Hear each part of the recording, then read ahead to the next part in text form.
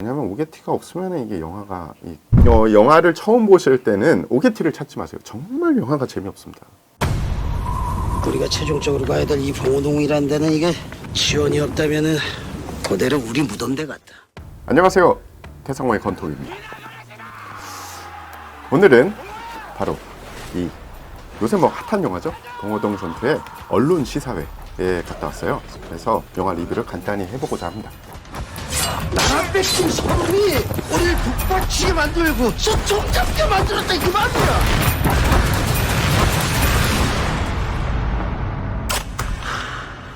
사격. 정말 많은 영화 관계자는 물론 시민들이 이 영화를 기다리고 있죠. 게다가 이게 지금 너무 시의적절하지 않습니까? 영화가 제작이 되면은 보통 마케팅을 하고요. 마케팅에 굉장히 많은 돈과 시간을 씁니다. 근데 이 영화는 아주 특이한 이 마케터가 붙어 있더라고요. 아베 신조라고. 그분 덕분에 영화가 잘 될 것 같습니다. 영화 봉오동 전투의 가장 큰 의의는 이 36년 일제 치하의 한을 이제 120분여의 영화에 담았다는 게 어떻게 보면 제일 큰 이 의의라고 할 수 있죠. 또 최근에 일본의 이 행태에 한 고구마 15개 정도 그냥 씹어 드신 것 같은 가슴에 청량감을 확 줄 수 있는 영화입니다. 어떻게 해요? 그걸 한번 보시면서 생각을 하시면 됩니다. 영화는 시작과 함께 이 독립투쟁사에 대해서 아주 간단 명료하게 쫙 읊어줍니다. 처음 시작 장면을 보시면은 저런 식으로 이제 의병이 독립군이 되고 투쟁을 이런 식으로 했구나, 이게 딱 보실 수가 있어요. 주요 인물들의 이 동선을 따라서 이 영화는 이제 봉오동, 죽음의 계곡이라는 봉오동 지역으로 이 관객들을 쫙 데리고 갑니다.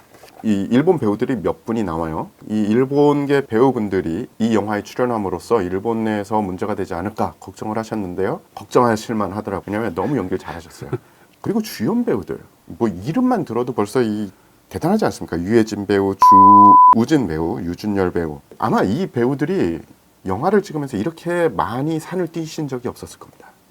물론 배우들이 다 뛰진 않았겠죠.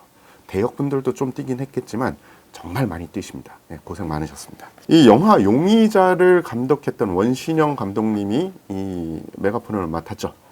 용의자를 보신 분들 혹은 원신영 감독님을 잘 아시는 분들은 뭐 잘 아시겠지만 워낙에 액션을 좋아하시고 액션을 잘 마시는 분이세요. 그래서 이 영화 역시 액션씬이 굉장히 많고요. 특히 칼을 동원한 액션은 이 존윅3를 연상케 할 정도로 이 액션이 굉장히 많습니다. 오히려 어떤 측면에서 보면 일부러 칼을 쓰게 하려고 총을 못 쓰게 하지 않았나, 이 영화를 보시고 한번 판단을 하시면 되고요. 많은 배우분들이, 그러니까 거의 모든 배우분들이 연기를 되게 잘하셨습니다. 이 곡 중에서 연기를 잘하셨는데 이 스토리 진행상 저 배우들이 왜 나왔는지 싶은 사람들도 있긴 있어요. 특히 이 일본군 포로 역을 맡았던 그러니까 일본군 포로 6기호 역을 맡았던 타이코 코타로라는 일본 배우가 나옵니다. 연기는 잘해요. 근데 이게 그분이 일본군의 소년병이었는데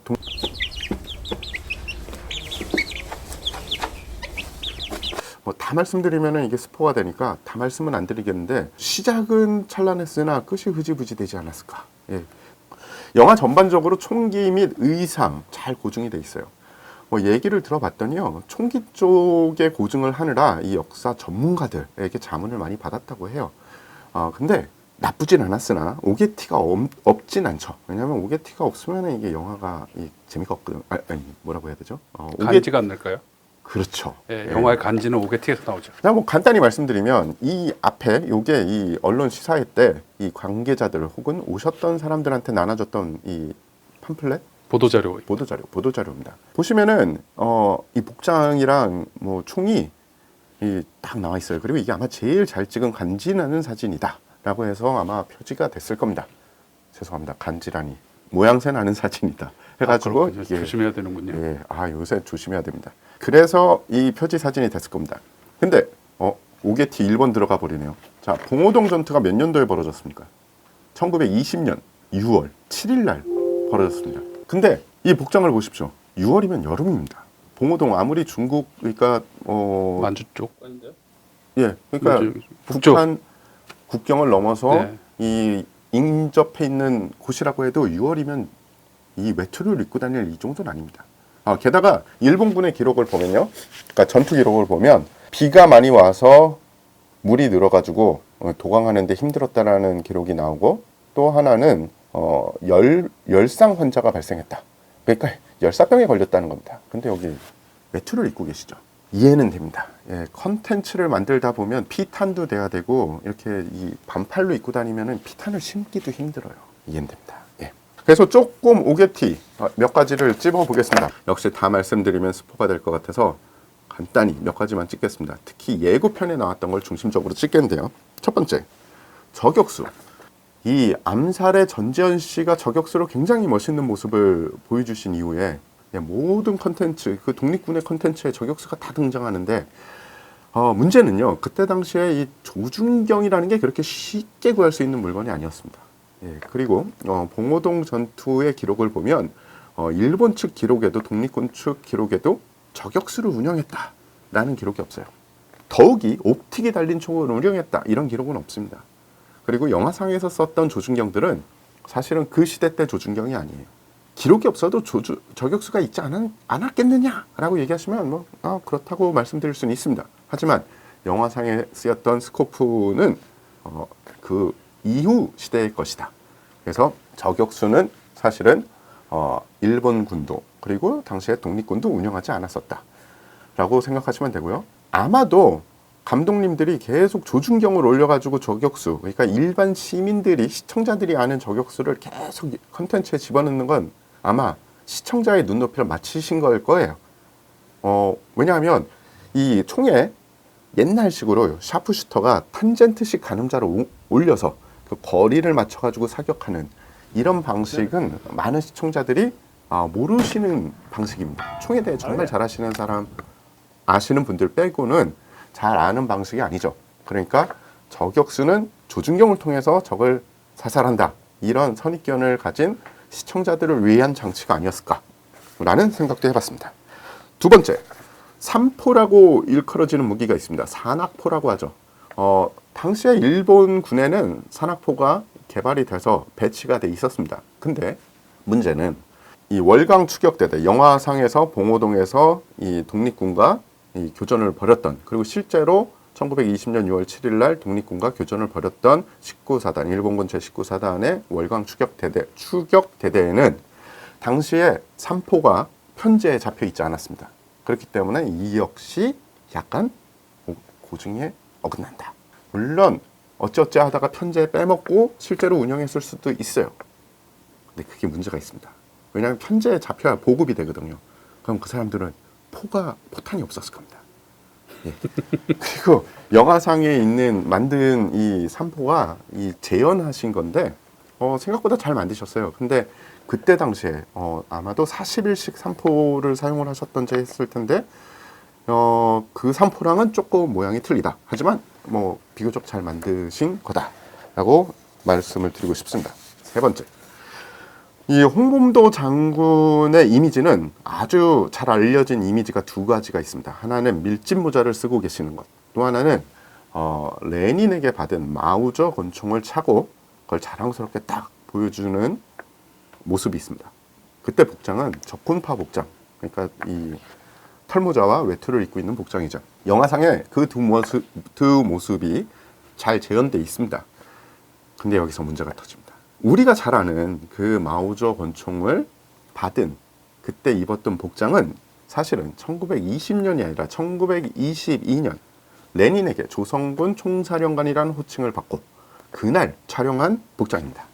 근데 2년 전 1920년 산 위에서 그 복장을 하고서 계시더라고요. 네.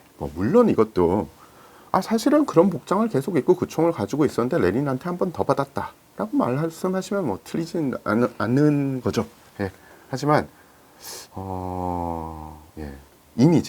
이미지에 이게 우리가 알고 있는, 시민들이 알고 있고 시청자들이 알고 있는 그 이미지를 너무 쓰시려고 하지 않았나 라는 생각을 해봅니다. 그 다음에 지형과 기후 역시 봉오동 그 영화, 이 봉오동 전투에서 재현한 거와는 약간의 차이가 있습니다.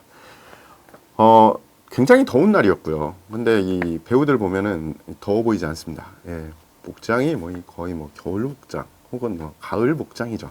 더워서 힘들어하지도 않습니다. 근데 아까도 말씀드렸듯이 이 열상 환자가 발생했다는 기록이 있을 정도의 더운 날이었고요. 그리고 전투가 시작돼서 내리기 시작한 비가 천둥도 동반을 했고요. 나중엔 안개가 자욱하게 쌓여서 독립군과 일본군 모두 전장 확인을 못하고 철수를 하게 됩니다. 근데 영화상에선 그렇게 안 나와 있죠.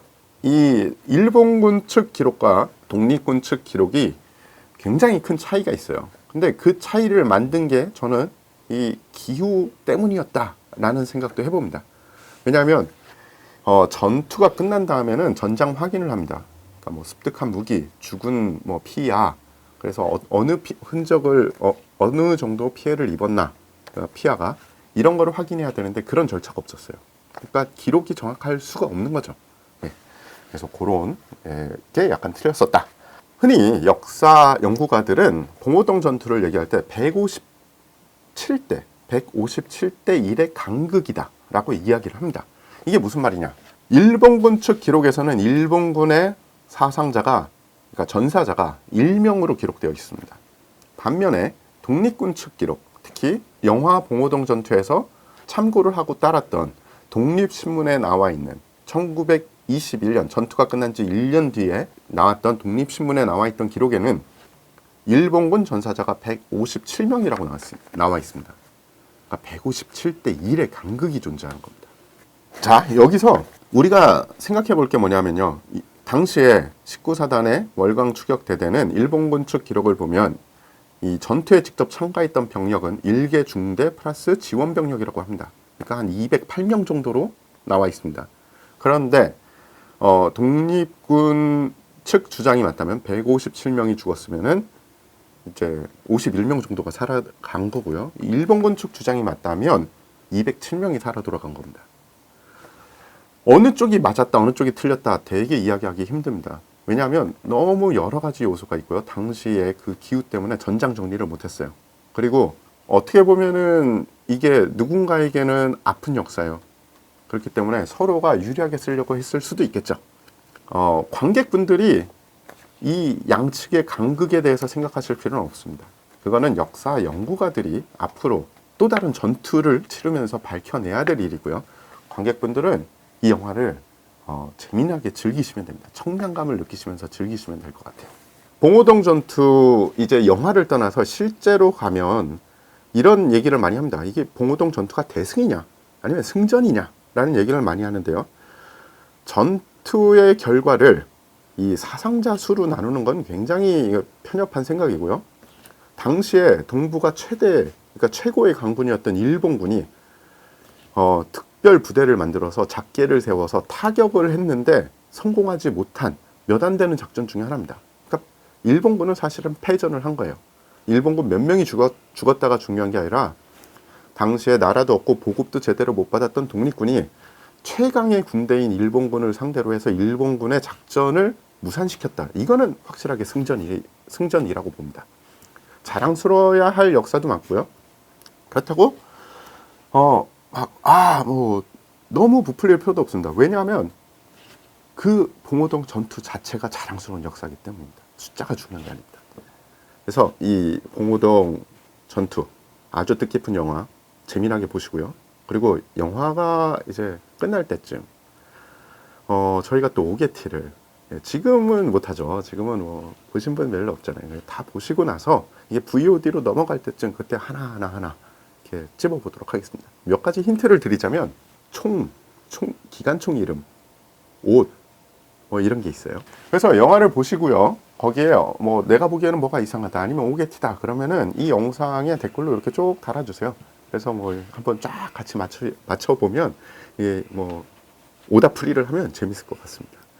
근데 영화를 처음 보실 때는 오게티를 찾지 마세요. 정말 영화가 재미없습니다. 오게티를 찾으면서 보면 재미없거든요. 무슨 영화를 봐도. 그러니까 처음에는 그냥 몰입해서 보세요. 그리고 한 번 더 가세요. 네, 그리고 그때 한번 이렇게 오게티를 찾아보시는 게 뭐 적어도 한 2번 보셔야겠네요. 네. 그러면 아마 되게 재미나면서도 오게티를 찾을 수 있는 그런 관람이 되지 않을까 싶습니다. 영화 봉오동 전투에 대한 리뷰를 끝내겠습니다. 감사합니다.